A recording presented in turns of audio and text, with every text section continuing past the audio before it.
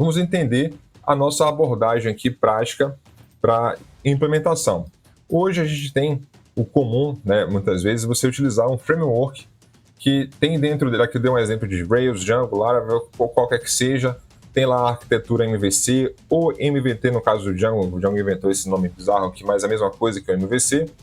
E a gente utiliza, juntamente com esses frameworks, alguns recursos aqui para facilitar a organização do nosso código, principalmente no que diz respeito à parte de domain e de business. Ou seja, a gente cria, muitas vezes a gente coloca a parte de domínio nos models, outras vezes a gente cria classes de serviços e coloca dentro da classe de serviço a parte de operação de regra de negócio, e também tem query objects, enfim. A gente tem algumas outras form objects, a gente tem algumas alternativas.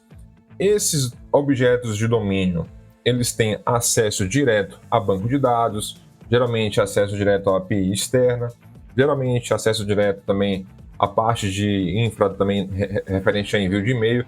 Toda essa parte de infra, o nosso domínio fica dependente disso aqui às vezes. Qual é a ideia quando você utiliza Clean Architecture?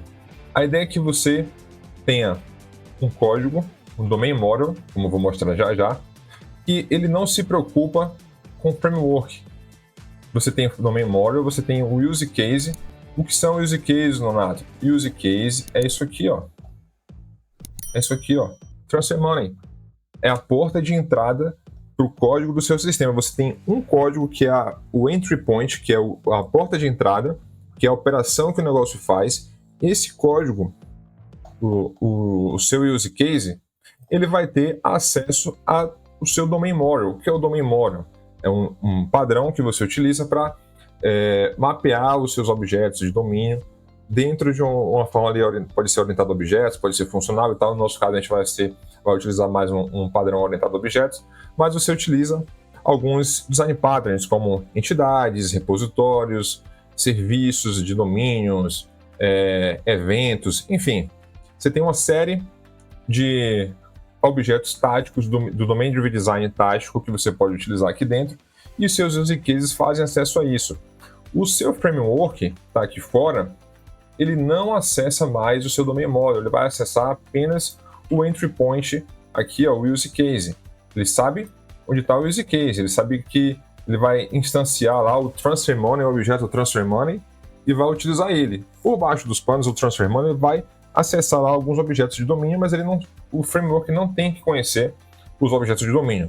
Se você for usar uma abordagem mais ali do Clean Architecture, Ports and Adapters, ou Hexagonal Architecture, Onion Architecture, qualquer que seja. Aqui eu estou tentando ser pragmático também, sem muita abstração, sem muita indireção, para a gente não ter um código complexo, tá?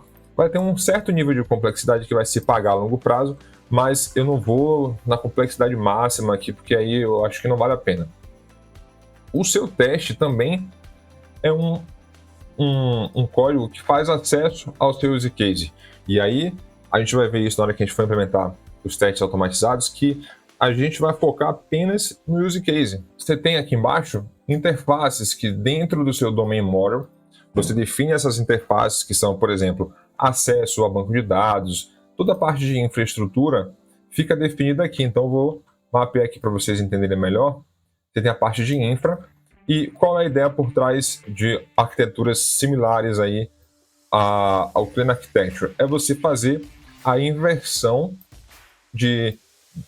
você usar o princípio de inversão de dependência, ou seja, os códigos do seu domínio, ele não precisa saber como implementa banco de dados, ele não precisa saber como implementa acesso à API externa, como implementa acesso a e-mail. Ele se preocupa apenas com ele mesmo, e aí você tem algumas interfaces aqui dentro, como por exemplo um repositório, uma coisa assim, que você só diz qual é a assinatura que aquele método possui, e a sua parte de infra vai implementar o código real. Não se preocupa, fica meio abstrato assim, vendo só explicando sem mostrar, mas basicamente é assim que funciona, certo? Então, o seu domínio aqui, o seu código do seu domínio, ele não vai mais se preocupar com acesso direto à parte de infra.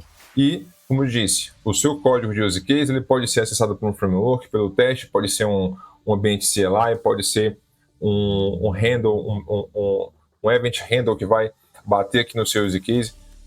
Não vou entrar em muitos detalhes para não ficar muito complexo para algumas pessoas que não têm ainda essa visão maior de arquiteturas mais complexas, mas tem em mente isso. Você tem aqui o seu Transfer Money, está aqui dentro. Você tem objetos de domínios como wallets, como transactions, entre outros, que estão aqui dentro do seu domain model. E o seu use case faz acesso a esses objetos do seu domain model, tá bom? Vai ficar mais claro na medida que a gente for avançando. Esse vídeo que você está vendo é um corte, e se você quiser saber mais sobre Domain Driven Design, sobre Clean Architecture, sobre testes automatizados, sobre Design Patterns, Solid, tem um vídeo completo onde eu gravei essa aula explicando com muito mais profundidade tudo o que você está vendo nesse corte. Valeu? Clica no link aí embaixo para ver o vídeo completo.